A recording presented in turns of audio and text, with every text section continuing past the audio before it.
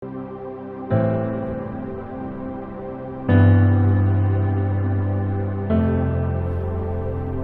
vai dizer assim: não andeis ansiosos por coisa alguma.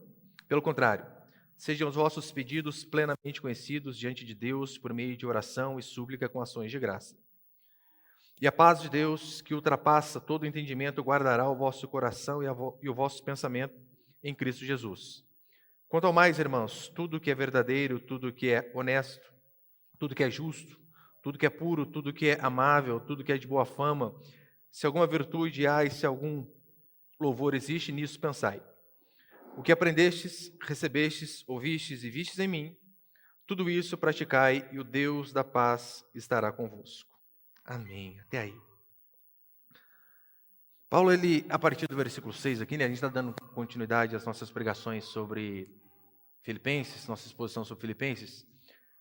E Paulo aqui, ele fala de um assunto que eu tenho certeza que todos nós, em grau maior ou menor, passamos por isso. Ontem conversava com alguns irmãos do pequeno grupo dizendo exatamente isso. Se Deus pedisse assim para nós, andem sobre as águas, meu irmão, muitos de nós aqui passariam igual um raio em cima da água. Mas o mandamento aqui é outro, talvez um dos mais difíceis, pelo menos na minha opinião. Não andeis ansiosos.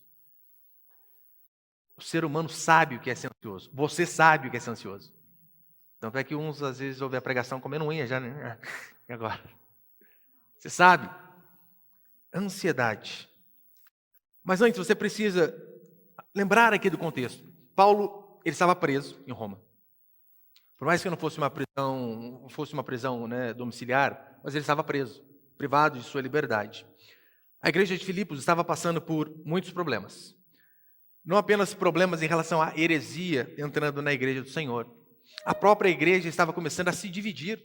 Tanto é que Paulo ele vai dizer, olha, eu rogo a vocês, irmãs, que vocês pensem concordemente, que vocês falem a mesma coisa. Ou seja, estava havendo uma briguinha até mesmo dentro da igreja por conta de duas irmãs. Não obstante, ainda pairava a possibilidade de Paulo ser executado a qualquer momento. Coloque-se no lugar do apóstolo. Pronto, já acabou, você está ansioso. Eu fico. Aí então Paulo, ser executado, ele tinha tudo para estar preocupado, tudo para estar ansioso. Mas ele não fica. Não apenas não fica, como ele simplesmente vai mostrar para mim e para você o caminho que nós devemos tomar para que, mesmo diante de situações adversas, problemas terríveis, nós possamos permanecer firmes e fiéis ao nosso Senhor. Ele vai explicar, de fato, o segredo da vitória aqui. De como mesmo em momentos de crise, eu e você nos mantermos com a fé em nosso Senhor. E é tão sério, é tão importante falar de ansiedade, né? Principalmente neste mundo ao qual vivemos, porque a OMS diz que a ansiedade é o mal do século. Mal do século. E a própria Organização Mundial de Saúde coloca o Brasil, nós, brasileiros, como os mais ansiosos do mundo. E eu acho que eles são certos, não precisa nem perguntar aqui, né? Quem é ansioso? Não precisa. Sabemos que é isso. Somos os primeiros. Sabemos que esse é um mal que atinge toda a esfera social, toda a faixa etária, todo o segmento religioso. Todavia, este não é apenas presente século. Isso aqui já houve há muito tempo. Há tempos, este mal está na humanidade. É tão certo que, se você ler, por exemplo, o livro de 1 Reis, capítulo 19, este mal, ele está presente há muitos anos. Você lê, por exemplo, 1 Reis, capítulo 18, 19 e 20, que fala sobre a história de Elias. Diz a Escritura que Elias desafia 450 profetas de Baal e mais 400 outros falsos profetas. Ele diz assim, construam vocês um altar e clame ao Deus de vocês para que o Deus de vocês responda com fogo. E eu vou fazer o meu altar e vou fazer a mesma coisa. E então aqueles homens constroem seu altar, Elias faz o dele. E aqueles homens começam a clamar a Deus, o Deus deles, óbvio, né? E eles fazem de tudo, e nada. Aí então Elias começa a até tirar sarro, fazendo um tipo de bullying, né? Olha, orem mais forte, falem mais alto, talvez o Deus de vocês está de férias, com alguns problemas, né? Dá um jeito. E então depois ele vai e constrói seu altar. Joga água, muita água. Não é pouca água não, quase que deixa sob naufrágio o altar. E então depois de construir o altar, colocar o sacrifício e praticamente inundar, aquele altar, ele ora para que Deus mande fogo. Você sabe, fogo não pega em água, né? Óbvio. Aí Deus manda fogo que primeiro seca a água e depois consome o altar. E diante daquilo ali, todos veem, o Deus de Elias é Deus. Gente, imagina se fosse você. Diante de 450 falsos profetas, você ora e Deus dá um sinal desse. Você ia ter medo do quê? De nada. Eu, pelo menos, gente, eu ia sair dali. Vai faltar no culto domingo? Vai? Fogo. Eu ia sair dali me sentindo poderoso. Sabe o que é interessante? Elias sai dali e Jezabel, mulher de Acabe, diz assim: que o meu Deus me mate se amanhã eu não fizer com você a mesma coisa que você fez com esses homens. Ele acabou de derrotar 450, vem uma mulherzinha feminista querer colocar ordem nele. Sabe o que Elias faz? Se borra de medo. Ele foge, fica tão angustiado, tão depressivo, tão mal. Eu não tinha depressão na época, né? Mas a tristeza profunda que ele tinha, algo parecido, a ponto dele dizer assim: Senhor, me tire a vida. Mas, meu Deus, ele acabou de fazer algo fantástico, ser instrumento das mãos de Deus. Ele se vê numa angústia terrível. Todos nós passamos por esse tipo de situação. Em graus maiores, menores, mas todos nós. Tanto é que ansiedade, né, a palavrinha no original ali, a palavra é minerminal, que significa puxado em várias direções ou ser sufocado, estrangulado. Se você fez ou faz algum tipo de arte marcial, você sabe, né? Você toma um mata-leão ali, o ar começa a sumir. Esse é o sentido de ansiedade. Se sentir sufocado, puxado em várias direções. Então, eu quero passar alguns princípios aqui. Põe o primeiro ali, por favor.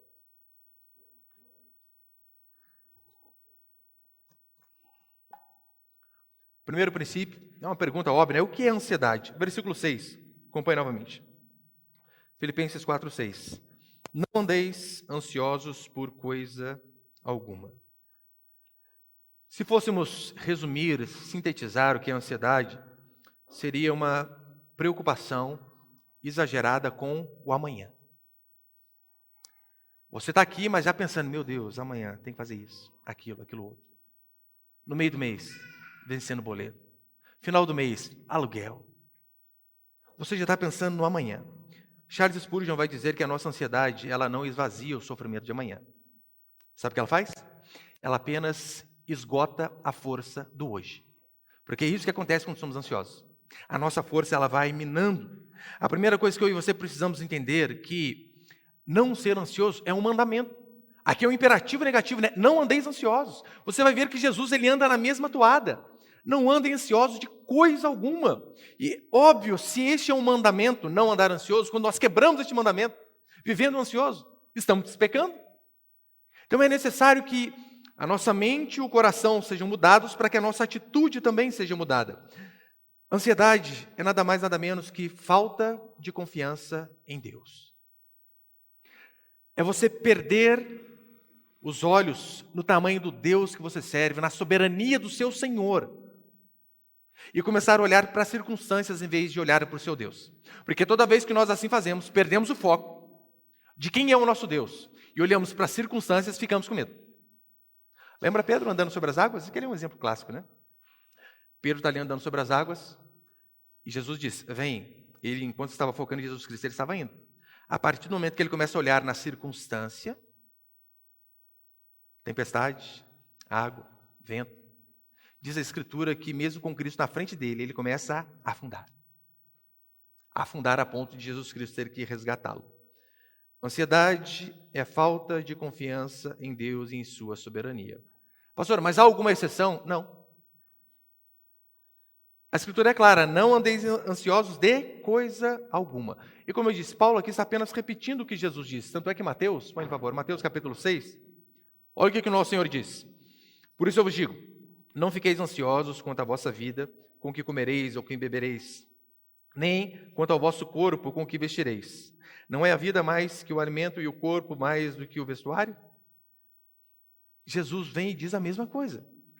Não andem ansiosos por coisa alguma, mas só de pensar que o dia do aluguel, da prestação da casa está ali à frente e você ainda não tem o montante necessário, ficamos desesperados.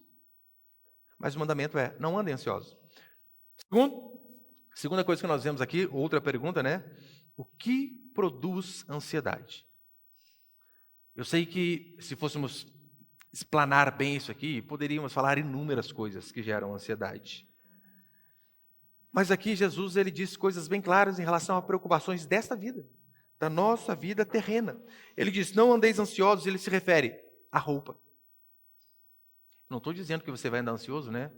Ai, vou repetir a roupa no final do ano de novo. Tem mulher que é assim, né? Você acha realmente que alguém lembra a roupa que você usou no final de ano, do ano passado? Não lembra. Mas a gente fica ansioso. Mas ele diz com o básico: não fiquem ansiosos quanto à sua roupa, quanto à comida, quanto à provisão. Só que então, o que nós fazemos? Às vezes você chega no seu trabalho e está o seu nome lá na ficha de demitido. Pronto, acaba o mundo.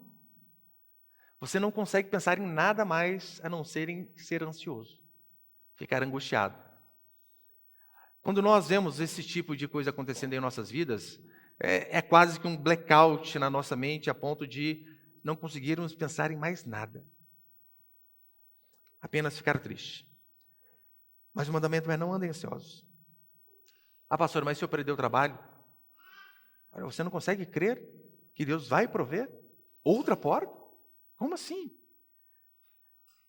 É Deus que é a nossa vida. Ele é a nossa vida, não o nosso trabalho. Trabalhos existem vários. Mas se uma porta se fecha, ora, ele não tem o poder de abrir outra. Óbvio que tem. Mas e em relação ao meu trabalho, à minha casa, o que vai ser da minha família? E eu não estou dizendo que não temos que nos preocupar com isso, é uma preocupação legítima.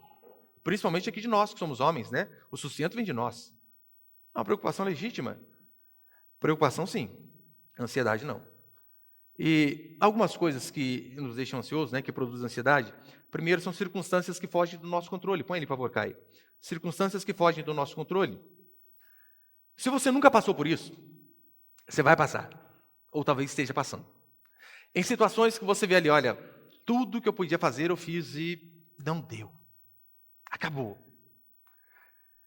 Eu fico vendo, né? A minha esposa fez 35 semanas esses dias de gravidez. O que eu posso fazer para que essa criança nasça saudável? O que eu podia fazer, eu fiz. Meu plano médico no SUS, levava ela sempre que precisava. Alimentação, na medida do possível, a mais adequada, porque você sabe, né? Você vai, às vezes, no médico, ele passa uma dieta para você, a gente que é pobre não tem como. É pão no café da manhã e frango à tarde, no almoço. Não tem muita escolha. Olha, isso, aquilo, ai meu Deus, não gosto nem de ir. Mas à medida do possível, né? Uma fruta, algo. Mas tirando isso, o que mais está ao meu alcance? Nada. Eu não posso fazer absolutamente nada para que essa criança nasça com 2 braços, 2 olhos, os órgãos internos funcionando perfeitamente. Eu não posso fazer nada. Então, essas circunstâncias são aquelas coisas que fogem do nosso controle. Às vezes, ser despedido do trabalho, e às vezes não é nem por negligência, por conta de corte. Olha, estamos aqui cortando várias pessoas e as pessoas acabam nos mandando embora também. Não há o que fazer. Não há. Uma vez um irmão de nossa igreja, ele trabalhava numa empresa com 120 pessoas e ele sabia que ia ter um corte de 117. Você imagina, hein? Como assim? Vai ficar 3? Gente do céu. Esse irmão é eletricista, é um excelente eletricista, nossa igreja de Moreira até hoje. Ele falou: eu vou fazer o meu trabalho, Deus que sabe das coisas. E por incrível que pareça, pela misericórdia, dos 117 foi mandado embora, ficaram 3, um chefe e 2 eletricistas, ele foi um. Você vê, Deus ele cuida. E hoje ele nem está trabalhando mais nessa empresa, está fazendo outra coisa. Mas as circunstâncias que fogem do nosso controle, às vezes é um relacionamento conjugal fragilizado.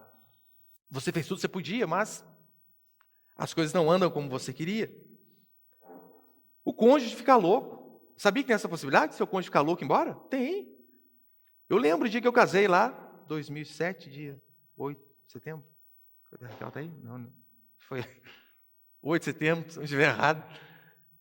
Eu lembro, eu prometi, até que a morte separe e ela também. Mas se ela ficar louca, vai embora. Pode ser. Está no meu controle isso? Não. O que eu faço? Confio em Deus. E sei que se Deus que me deu a esposa, é Ele que cuida. Cuida de mim, cuida dela. Mas o que a gente pode fazer, por exemplo, em relação ao luto? Nada. Pode orar para ressuscitar, igual nós vemos homens de Deus fazendo. A possibilidade da pessoa ressuscitar é mínima. Tem, né? Mas é mínima. Só que não podemos fazer nada. Às vezes é uma amizade rompida, decepção com alguém. É tão certo que Paulo ele chega aqui, ele queria ir para Roma, né? Ir a Roma. E ele foi. Só que ele foi não da maneira que ele queria, foi preso. Escoltado pelo Estado. Essa circunstância não tirou a paz do apóstolo. A circunstância difícil que ele estava passando em Filipos não tirou a sua paz. E Paulo, ele via Deus em todas as coisas. Tanto é que mesmo preso, sem poder sair, porque Paulo era missionário, o cara faz 3 viagens de missionário, faz a viagem a Roma. Era para ele estar pregando o evangelho para todo lado, daí de repente ele se vê privado de andar. E então, Deus mostra a ele que, Paulo, essas cadeias aí, elas têm um propósito. Tanto é que se Paulo não tivesse preso, provavelmente não teríamos essas cargas. Andava muito, gente, não tinha tempo. Mas mesmo privado de liberdade, ele disse assim, capítulo 1 eu preguei sobre isso. Olha, por conta das minhas cadeias, eu pude pregar a palavra do Senhor para toda a guarda de César. Quando que seria possível, se não fosse por conta das minhas cadeias? Nós temos que ver Deus até nas circunstâncias difíceis, até nos problemas, até nas coisas que nos trazem dor. Mas outra coisa que também nos deixa ansiosos são relacionamentos feridos. E quando eu digo relacionamentos feridos, óbvio, né? Tem a questão marido e mulher, mas eu não digo só entre marido e mulher. Marido e mulher muito mais. Porque, convenhamos, se você não está bem com seu cônjuge, você não trabalha direito. Você não cultua direito. Você não dorme direito. Você fica mal. Sabendo que é uma outra pessoa chateada com você, que é alguém magoado com você. E se essa pessoa é a esposa, é o marido, ficamos mal. Mas não apenas entre marido e mulher. Relacionamentos feridos geram uma angústia na alma de todos. Você já passou por aquela circunstância onde pessoas que você depositava confiança, aquelas que você dizia assim, olha, essa daqui eu ponho minha mão no fogo, e de repente essa mão queima? Quem era para estar com você das costas? Quem que você esperava apoio incondicional? É o primeiro que vira as costas e critica. Não encoraja, mas critica. Aqui Paulo ele vai falar que havia intriga entre irmãs. Por isso ele diz, pensem iguais, pensem concordemente. Em Filipenses 2 ele diz que estava havendo partidarismo na igreja, o povo estava se dividindo. Um povinho daqui, um povinho dali. Tinha pessoas que queriam holofote. Talvez puxar o tapete do próprio apóstolo. Estavam brigando ali por liderança, pensavam mais em si do que nos outros. Coisas e situações que nos geram estresse, que nos deixam ansiosos. Mas ainda assim Paulo diz, não fiquem ansiosos por conta disso. Às vezes é alguma pessoa que você conversava e por algum motivo, a princípio dela, não conversa mais. Porque o que a Escritura diz, no que depender de nós, devemos ter paz com todos. Só que você sabe, tem vezes que não dá. E fala se não é horrível aquela situação, Você está, por exemplo, no supermercado, ou na rua. Daí você está andando assim, daí passa aquela outra pessoa que você sabe que te detesta. E você sabe que você também tem aquela magoazinha gigante no coração. Você faz até uma curva, Entra numa loja que não era para entrar, só para não ver. Passa em outro corredor. Paulo diz que nem essas coisas devem produzir ansiedade em nós, porque o Senhor é quem guarda os nossos corações. Mas também preocupação exagerada com coisas materiais, principalmente em relação a dinheiro, porque se tem algo que tira a paz do ser humano, chama-se faz-me rir. Até o nome, pejorativo, mas é isso. Dinheiro. Pelo menos para os homens, eu falo por mim e falo pelos homens que eu converso. Você saber que tem uma pequena possibilidade de você não honrar os seus compromissos. Para nós aqui que somos cristãos, meu irmão, é uma tortura. Saber que há uma possibilidade de você não prover aquilo que era necessário para a sua casa. Isso acaba com qualquer homem. Homens bíblicos, óbvio que eu digo, né? Homens de verdade. Isso acaba com a gente.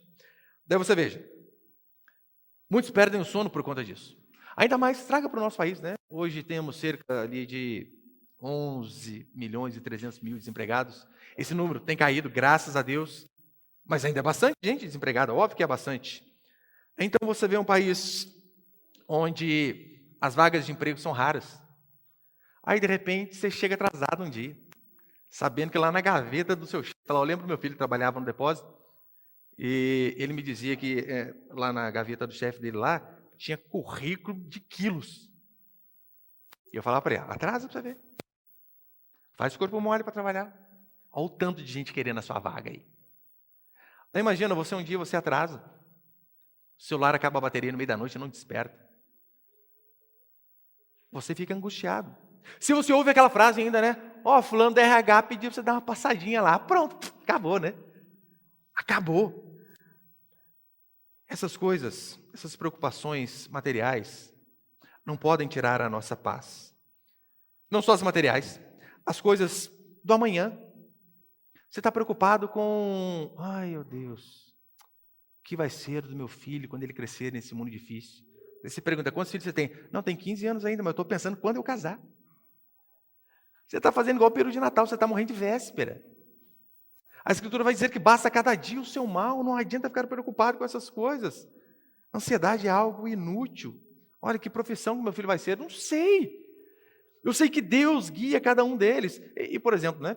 Eu sei que é uma preocupação. Com quem meu filho vai casar? Você tem filho mais ou menos, vai crescendo aí, você começa a ficar angustiado já, né? Eu penso demais nisso, eu fico, ai Senhor. Que daí, né, o maior está com 17, o outro já está com 11.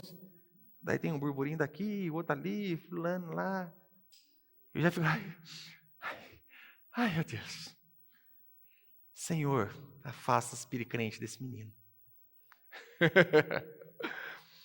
Jezabel, passe longe da porta da minha casa, em nome de Jesus. Eu oro a ele, para a esposa dos meus filhos, desde quando eu soube que minha esposa estava grávida e era homem. Para os 4, por enquanto, né? Oro. Mas eu não vou ficar me martirizando. Não, é o Senhor que está no controle. A Escritura não diz que a esposa vem do Senhor? O problema é dele. Não é meu, é o Senhor que vai preparar. E é assim que eu e você temos que ter paz. Paz para a gente não andar ansioso. Você não pode trazer os problemas de amanhã para hoje, porque senão você vai ter as suas energias sugadas. Como diz Spurgeon, né? As nossas energias serão todas sugadas.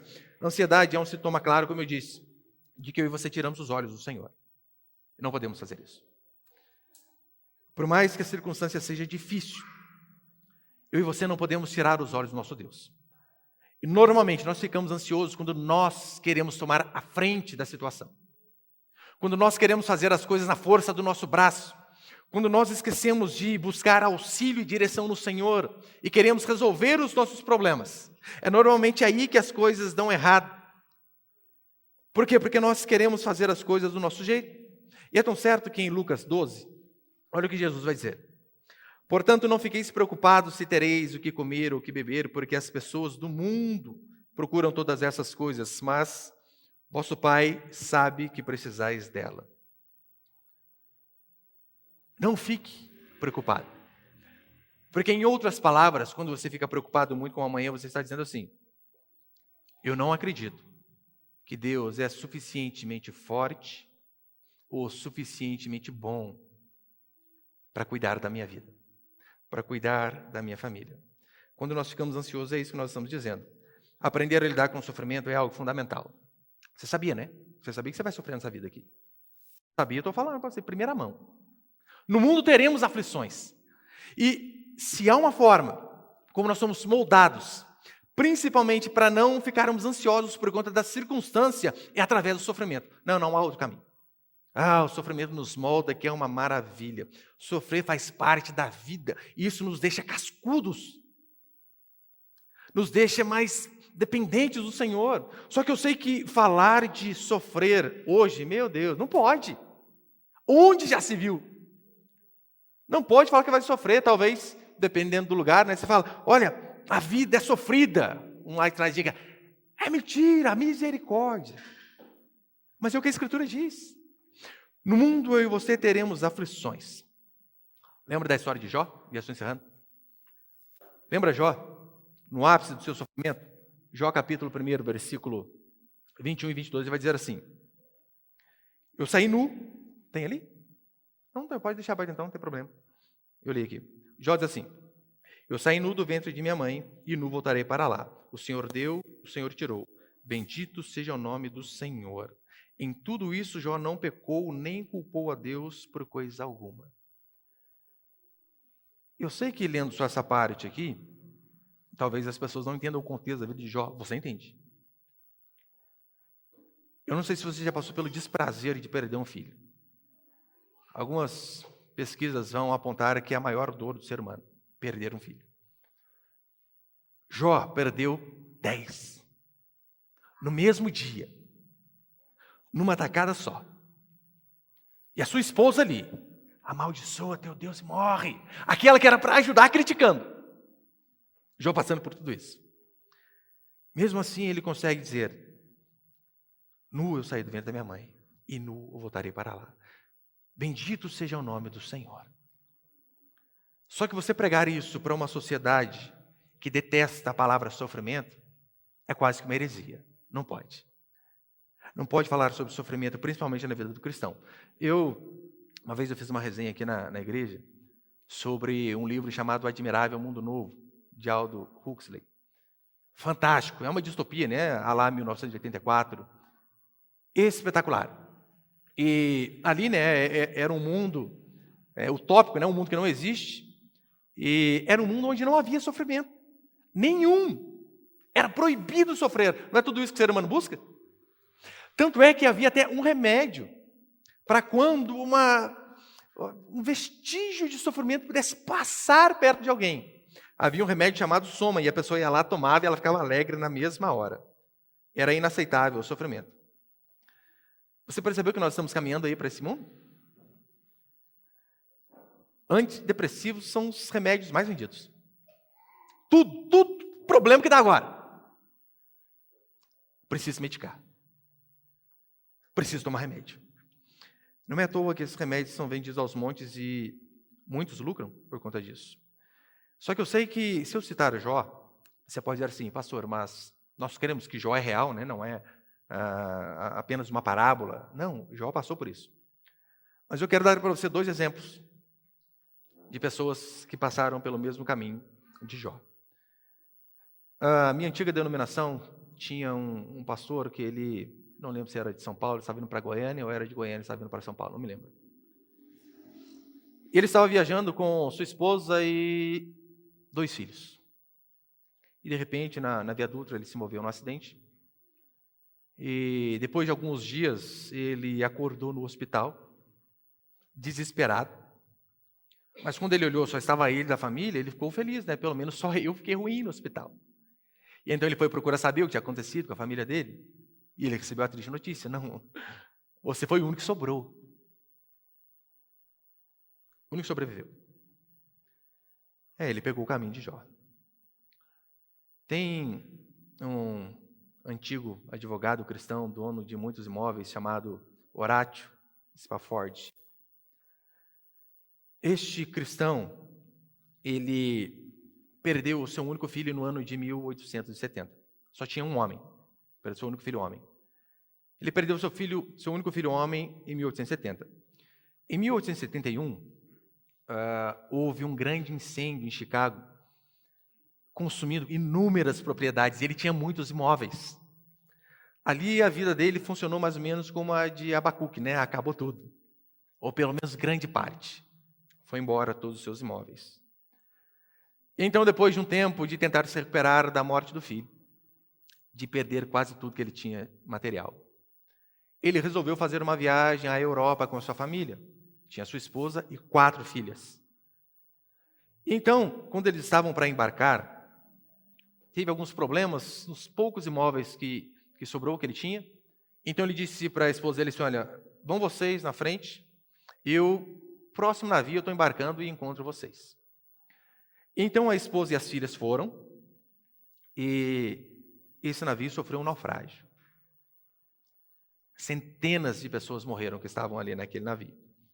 Isso foi em 1873. Não havia WhatsApp naquela época, não havia telefone. Só que as pessoas, por conta de telegrama, ficaram sabendo desse acidente. E depois de alguns dias, ele recebeu um telegrama da esposa, escrito apenas 2 palavras: saved, alone. Salva e sozinha. Ele entendeu. Só sobrou a minha esposa. Perdi as 4 filhas. Então, ele conta aqui no seu caminho, né, rumo à Europa, ele fez questão de pedir para o comandante do navio passar exatamente naquele lugar de naufrágio, para que ele pudesse ver onde o oceano sugou suas 4 filhas. E ele, passando, pensando em Deus, começou a escrever uma canção, apenas uma. E esse homem, depois desse sofrimento absurdo, escreveu aquela canção que talvez 99% dos cristãos conheçam.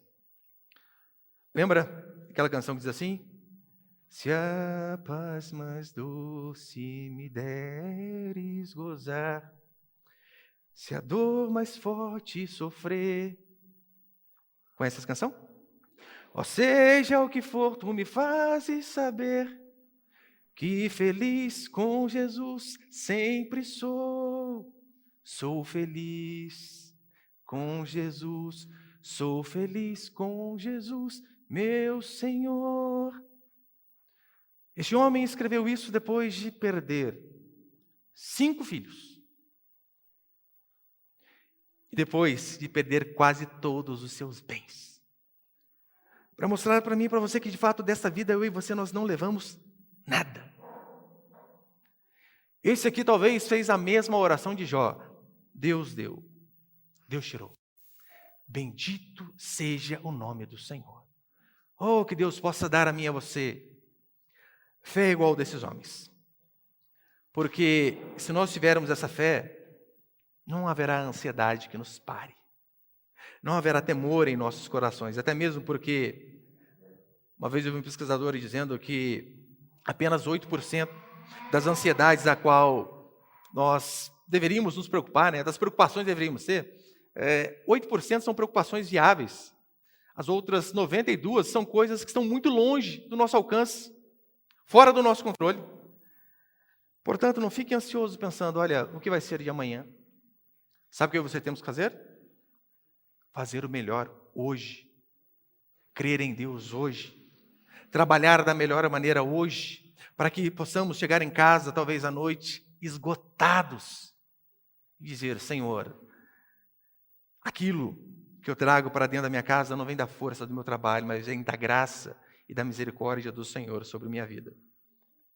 Essa deve ser a minha sua preocupação, fazer o nosso melhor hoje. E Paulo vai dizer aqui, né? Qual que é o grande remédio, então, para vencer esse mal? Porque esse aqui foi o diagnóstico, né? O que nos causa ansiedade. Como fazemos para vencer a ansiedade? Paulo vai explicar aqui. Eu e você devemos orar corretamente. Eu e você devemos pensar corretamente. E devemos agir corretamente. De que forma? Não andeis ansiosos que quarta-feira que vem eu termino. Tá bom?